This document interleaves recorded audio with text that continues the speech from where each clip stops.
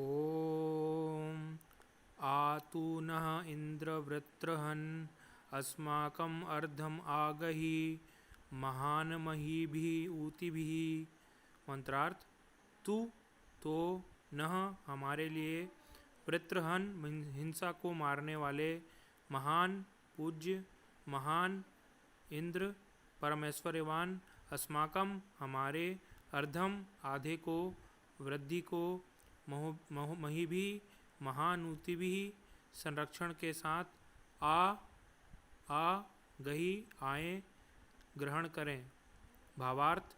कर्म स्वतंत्रता तथा उपासना का महत्व दोनों ही समान रूप से इस मंत्र में हमारी प्रेरणा है।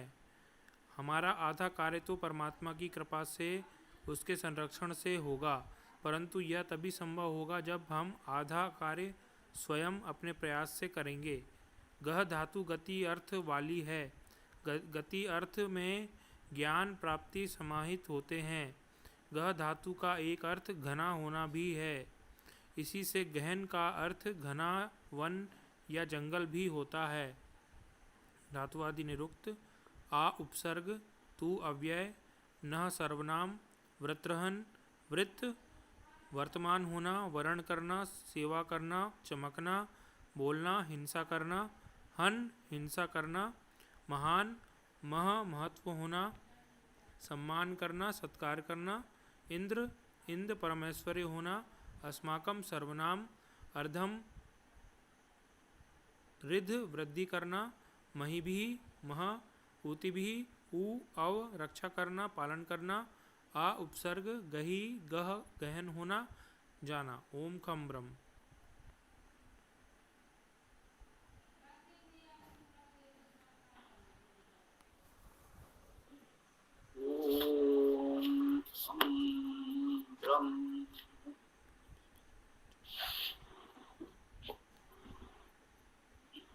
यजुर्वेद अध्याय 33 मंत्र 65।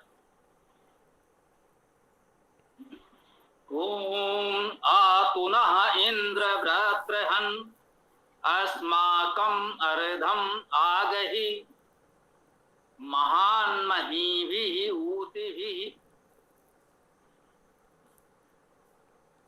गायत्री छंद है, सब परिचित हैं।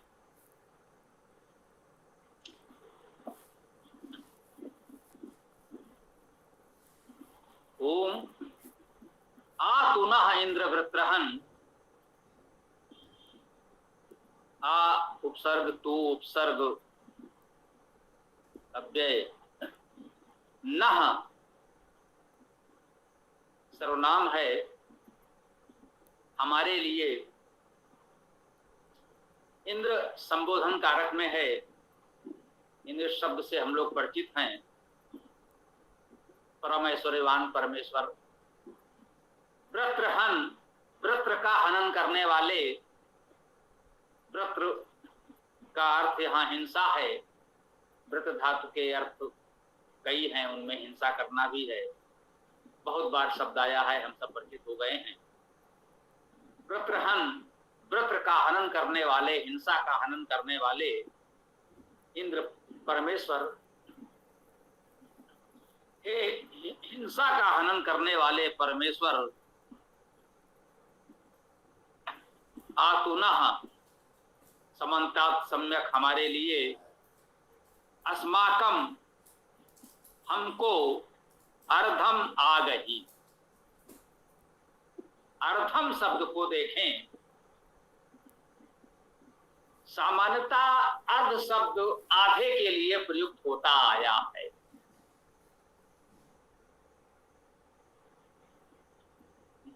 अब आधा शब्द कोई धातुज तो नहीं होगा। आधा, चौथाई, तिहाई जैसे शब्द जो हैं ये धातुज नहीं होंगे। ये अव्यय होंगे या सर्वनाम होंगे, अर्थात इनका जो भी अर्थ है वो निश्चित होगा। इस रूप में यदि अर्धम को हम यहाँ आधा अर्थ में अव्यय या सर्वनाम मान लें तो अर्धम का अर्थ आधा हो सकता है। बात समाप्त। कोई परिश्रम करने की आवश्यकता नहीं है। अब इसका अर्थ क्या होगा यह विचारणीय है। कह रहे हैं अर्धम आ गई, आधे को ग्रहण कर लीजिए। अस्माकम अर्धम आगहि, हमारा आधा आप ग्रहण कर लीजिए। अब ये आधा क्या है?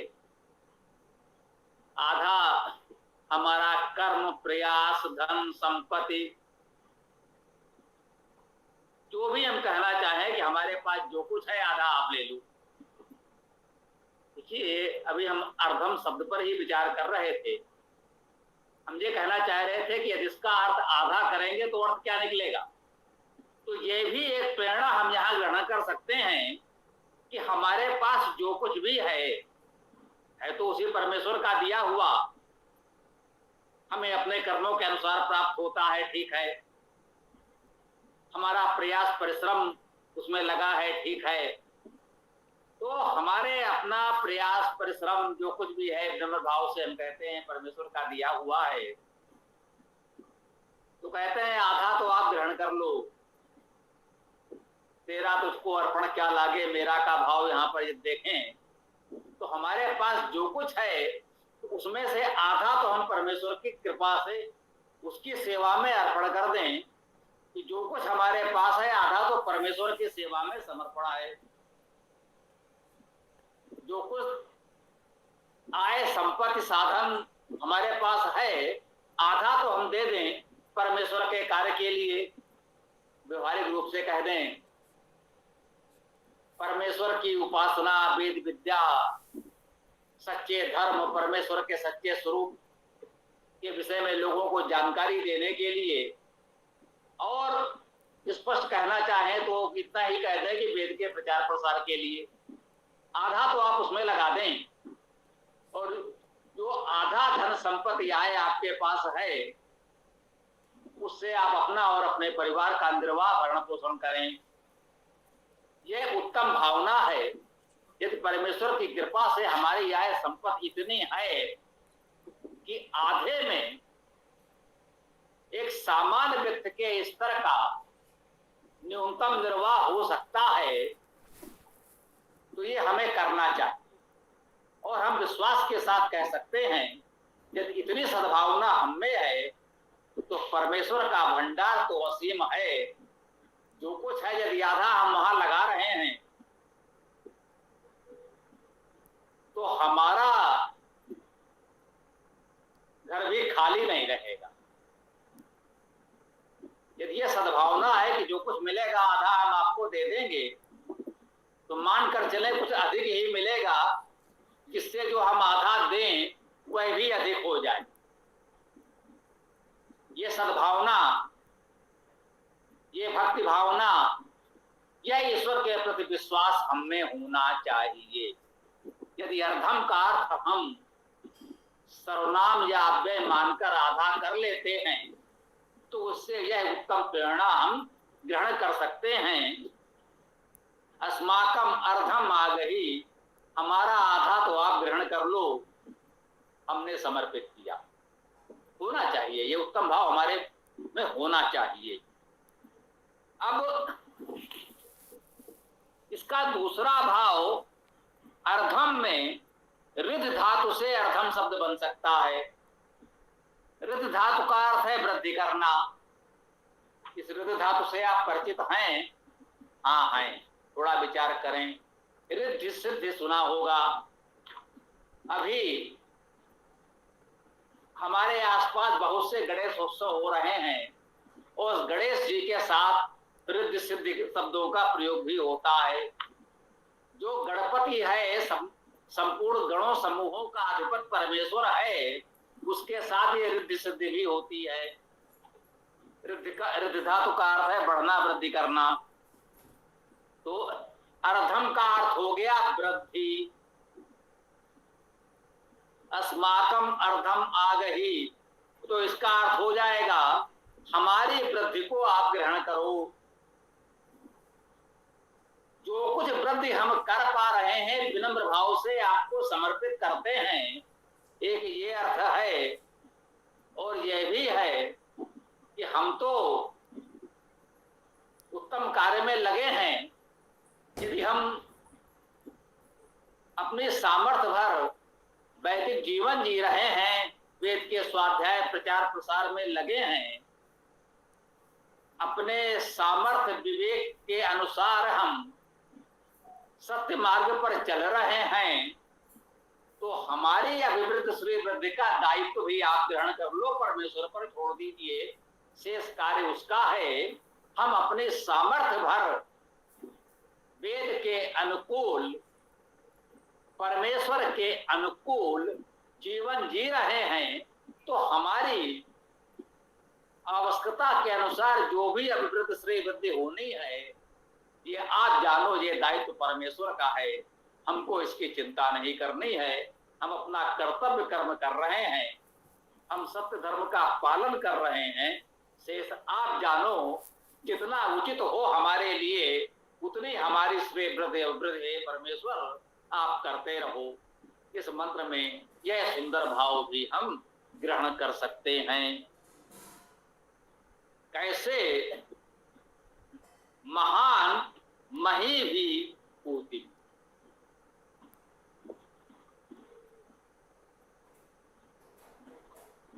ये महान भी संबोधन में ही है। संबोधन में इंद्र, संबोधन में व्रत्रहन और संबोधन में महान।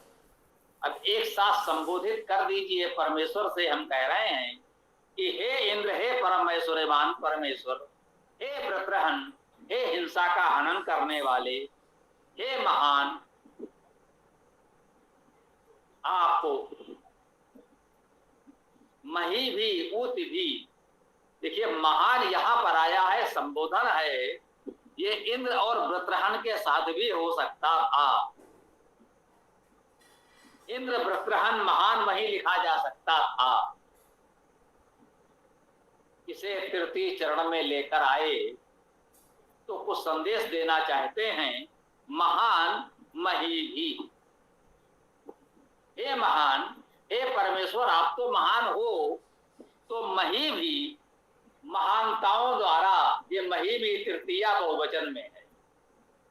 मैं धातु से ही महान शब्द बना, मैं धातु से ही ये मही शब्द बना, उसका बहुवचन तृतीया में मही भी हो गया।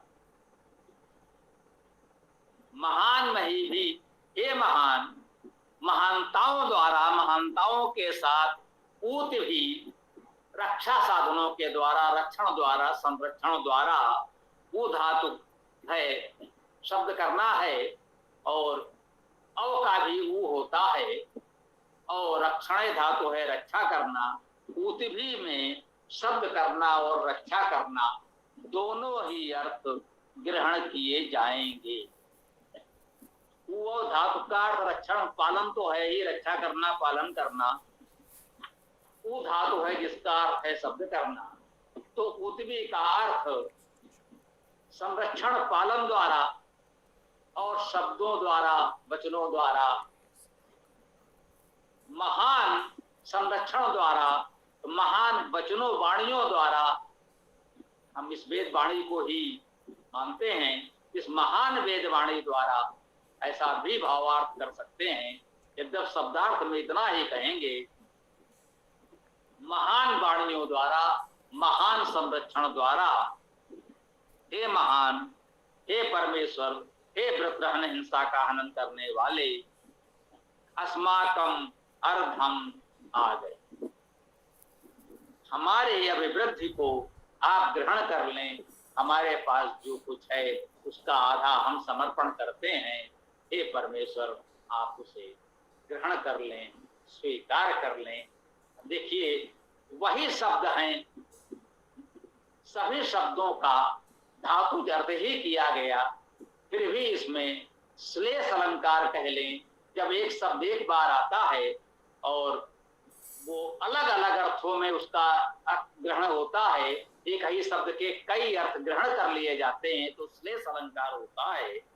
इस प्रकार से अर्धम में हमने श्लेष अलंकार के रूप में इसके अर्थ कर दिए। अर्धम का अर्थ वृद्धि भी हो गया, अर्धम का अर्थ आधा भी हो गया, इसे श्लेष अलंकार कहते हैं। संपूर्णता धातु अर्थ ही हमने ग्रहण किया, हमने दोनों अर्थ बता दिए। ये हमारे सभी मित्रों, पाठकों, अध्येताओं के ऊपर निर्भर है आप दोनों अर्थ ग्रहण करें या दो में से जो आपको ठीक लगे ग्रहण करें। व्याकरण की दृष्टि से ये दोनों ही अर्थ पूर्णता ठीक हैं। आपको जो उचित लगे ग्रहण करें, एक या दोनों अर्थ ग्रहण करें, बिल्कुल ठीक है। तो ये छोटा सा उत्तम गायत्री मंत्र आज हम लोगों ने समझने का प्रयास किया। ये छोटा सा मंत्र महान संदेश दे रहा है।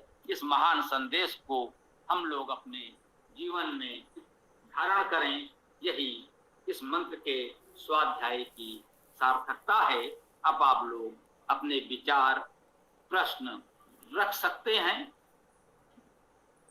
देख लें, जो भी प्रश्न हो विचार को रखें, और पाठ तो कर ही सकते हैं। समय हो तो लोग हमारे साथी और भी कोई मंत्र व्याख्या आदि कर सकते हैं। देख लें। ओम खम खम।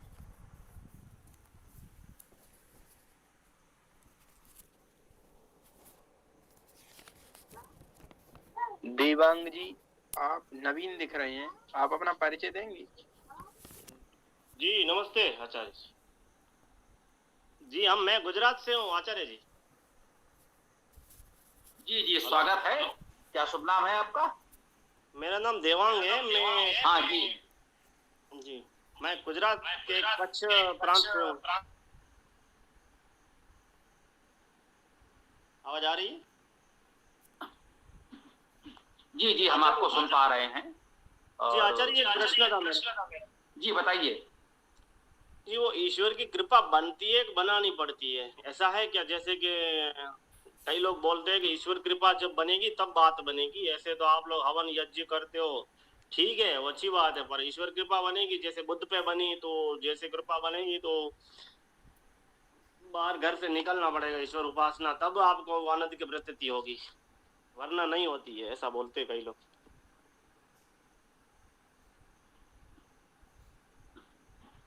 हेलो जी, माइक बंद कर दें। जी।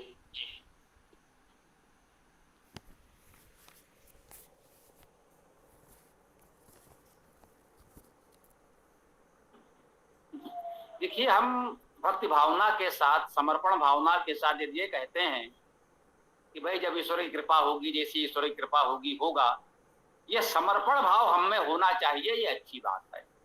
अभी भी हमने कहा ये समर्पण भाव तो होना चाहिए कि जो कुछ है आपका दिया है, आपकी कृपा से है। इससे अहंकार नहीं आएगा, हमारा जीवन शांत सुव्यवस्थित रहेगा। अतः यह सद्भावना हो, ये अच्छी बात है। परंतु जिसको यदि कोई एक दार्शनिक सिद्धांत के रूप में ये बताना चाहे कि आप कुछ भी करते रहो होगा, तब जब ईश्वर की कृपा होगी, तो आपको विचार करना चाहिए कि ईश्वर की कृपा किसी पर कब और क्यों होगी। क्या ईश्वर ऐसे ही जब उसकी इच्छा होगी किसी पर कृपा कर देगा? तब तो ईश्वर अन्यायी भी हो सकता है, खिलंदड़ा हो सकता है। वह गंभीर परमेश्वर का पद तो नहीं पा सकता, उसे हम परमेश्वर नहीं कह सकते। ये परमेश्वर का स्वभाव नहीं हो सकता कि खेल खेल में जब इच्छा हो जाए, जिस पर कृपा हो जाए, अचानक लो भाई आज इसका उद्धार कर दिया, तो ये तो संभव नहीं है। ईश्वर की कृपा उसी पर होगी जो उसके बताए हुए मार्ग पर चलेगा, जो सत्य धर्म का पालन करेगा, जो ईश्वर की जो व्यवस्था है, वैदिक व्यवस्था है, जैसा कि हम लोग मानते हैं, वेद का स्वाध्याय करें, उसकी व्यवस्थाओं का जीवन में पालन करने का यथासंभव प्रयास करें, तो ईश्वर की कृपा होगी, अवश्य होगी।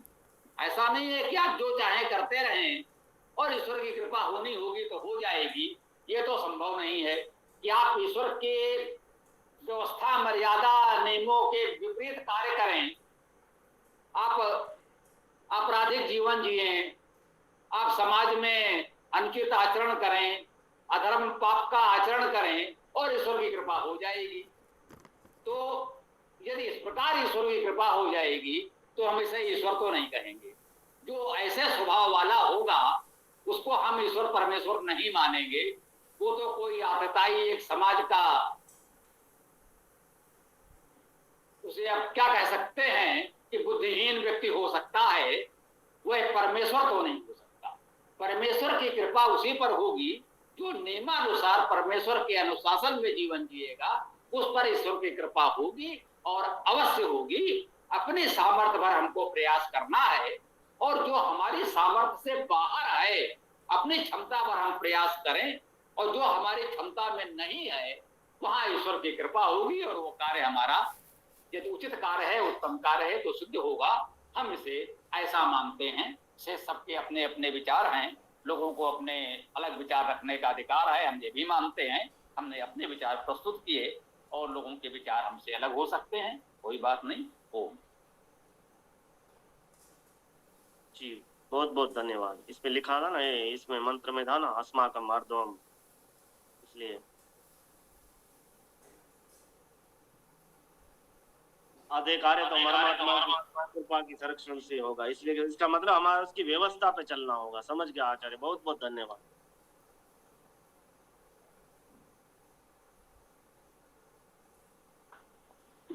हाँ, और कोई प्रश्न कोई विचार हो तो रख सकते हैं। आप आए देवांग जी, आपका स्वागत है। ये 7:30 बजे प्रतिदिन कक्षा चलती है, एक वेद मंत्र की व्याख्या और उस पर प्रश्नोत्तर होते हैं। रविवार प्रातः 11 बजे विशेष सत्र होता है जिसमें कोई व्याख्या नहीं करते, सनातन धर्म से संबंधित कोई भी प्रश्न कर सकते हैं। आप हमारे साथ जुड़े रहेंगे, हमारे समूहों में जुड़े होंगे। लिंक आपको जहां से मिला होगा उसी लिंक में उस समूह के लिंक भी हैं, वैदिक क्रांति, वेदायन आदि के, तो उससे भी जुड़ने, यदि नहीं जुड़े हैं तो जुड़ जाइएगा, तो आपको सारी सूचनाएं मिलती रहेंगी। वेद कक्षा में भी इनको जोड़ लीजिएगा आप लोग। हाँ, ये तो हमारे साथियों का कार्य है कि देवांग जी को आप वेद कक्षा वाले समूह में जोड़ लें, वहां तो ये अपने आप नहीं जुड़ पाएंगे। जी आचार्य, धन्यवाद धन्यवाद। अभी तन्वी जी जुड़ी हैं, तो कुछ आप चाहें तो अपना परिचय दे सकते हैं, कोई प्रश्न विचार हो तो रख सकते हैं, स्वागत है।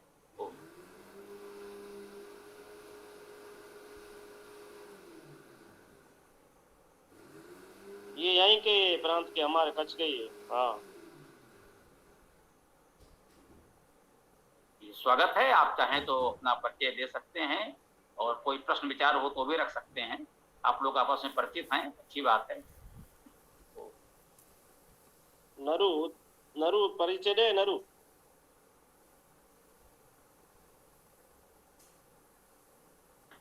ठीक है, और किसी को कुछ कहना हो तो कह सकते हैं, अन्यथा हम वेदाष्टक पाठ करेंगे। वेदाष्टक में हम लोग चारों वेदों के प्रथम और अंतिम मंत्रों का पाठ प्रतिदिन करते हैं कि 8 मंत्र कम से कम सबके परिचित हो जाएं और धीरे धीरे वेद का जितना स्वाध्याय संभव हो। तो किसी का कोई प्रश्न हो, विचार हो तो रख सकते हैं, अन्यथा सीताराम जी देखिए वेदाष्टक का पाठ करेंगे। ओम जी स्वामी जी। विदुषी जी, आप प्रारंभ कीजिए। देवांग जी कुछ कहना चाह रहे थे क्या आप? हाँ सर, एक सामने प्रश्न था। अगर थोड़ा सा है, वो सामवेद में कहते हैं कि भाई संगीत का स्रोत है, लेकिन वो एक इसमें संगीत का कैसे है? उसका मंत्र गायन संगीत की तरह गा सकते हैं या इसमें संगीत है? वो कैसे है संगीत का? थोड़ा 1 मिनट ये बताइए ना कृपा करके।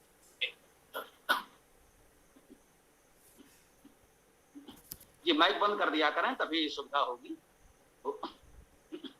ये हम आपको बताते हैं, इसमें कक्षा का लिंक दिया गया है, तो प्रारंभिक जवाब देखेंगे। जिस तरह के सारे सामान्य प्रश्नों पर चर्चा हुई है आपको उत्तर मिल जाएंगे, फिर भी मैं आपको बता देता हूं जो आज आपने प्रश्न किया है। सामवेद में संगीत नहीं है, सामवेद से संगीत का विकास हुआ है, ये सत्य है। सामवेद के मंत्रों का गायन करने के लिए ही संगीत का विकास हुआ है। धीरे धीरे संगीत एक अलग कला विद्या के रूप में विकसित हो गई और संगीत का प्रयोग बहुत होने लगा। तो प्रारंभ में सामवेद के मंत्रों का गायन करने के लिए संगीत का विकास हुआ, इसलिए सामवेद से संगीत का विशेष संबंध माना जाता है। सामवेद में कोई संगीत नहीं है, अर्थात संगीत सिखाने के बाद सामवेद में नहीं है, सामवेद के मंत्रों का गायन संगीत में होता है। ये अंतर समझ लें तो आपको सुविधा होगी। आप चाहें तो हमारे नंबर पर अपना नाम व्हाट्सएप कर दीजिएगा, तो कुछ सूचना हम आपको दे देंगे, या जो ही समझ लें मेरा नाम स्वामी शरण है, इसमें आपको दिखा होगा, तो आप गूगल पर केवल स्वामी शरण सर्च कर लीजिएगा, आपको कुछ प्रश्नों के उत्तर अपने आप मिल जाएंगे। गूगल पर स्वामी शरण आप देवनागरी में रोमन में लिख दीजिए या बोल दीजिए, आपको हमारे वीडियो आदि वहां ऊपर ही दिख जाएंगे और आपको बहुत कुछ जानकारी मिल जाएगी। ओम। जी धन्यवाद।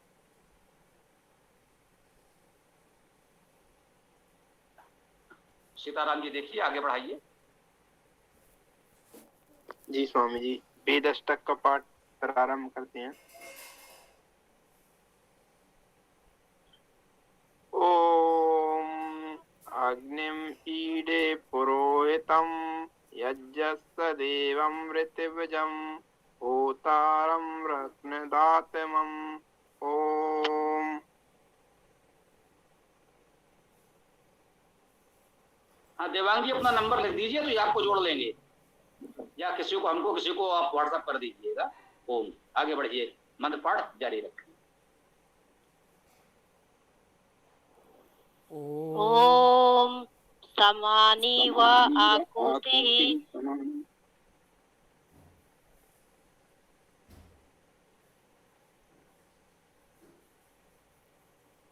जी शशि जी बोलिए।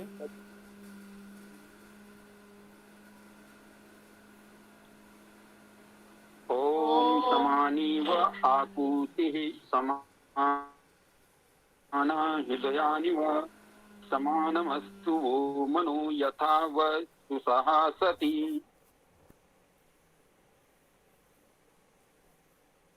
ओम अग्ने आयाहि वीतये गृणानो हव्यदातये निहोता सत्सि बृहषि।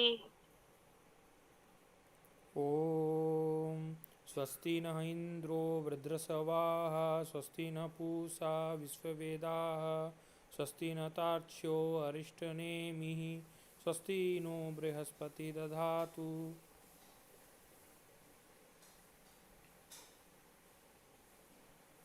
ओम करी ओम ये त्रिसप्तः पर्यन्ति विश्वारूपाणि बिभ्रतः वाचस्पतिः बलात् तेषां तन्मो अध दधातु मे।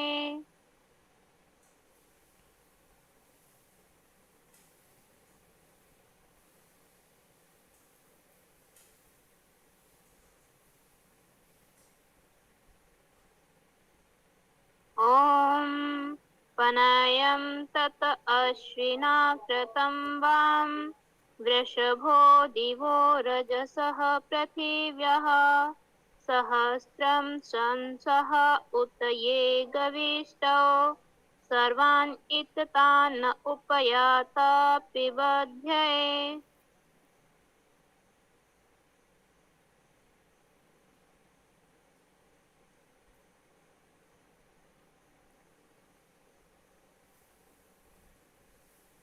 जी करते जाइए।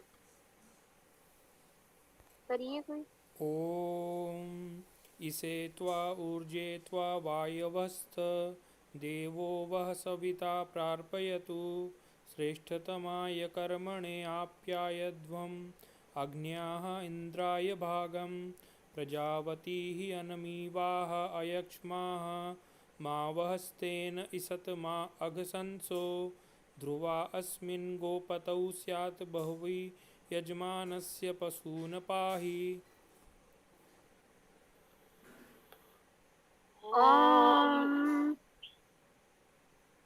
ॐ हिरण्यमयेन पात्रेण सत्यस्य अपहितं मुखं यो असौ आदित्ये पुरुषः सो असौ अहम्। ॐ खं ब्रह्म, ॐ खं ब्रह्म। गुरुजी नमस्ते, सभी साथियों को नमस्ते। ओम नमस्ते। कल सायंकाल 7:30 बजे इस वेद कक्षा में हम लोग पुनः मिलते हैं। ओम स्वस्ति, ओम नमस्ते, ओम खम ब्रह्म, ओम खम ब्रह्म, ओम।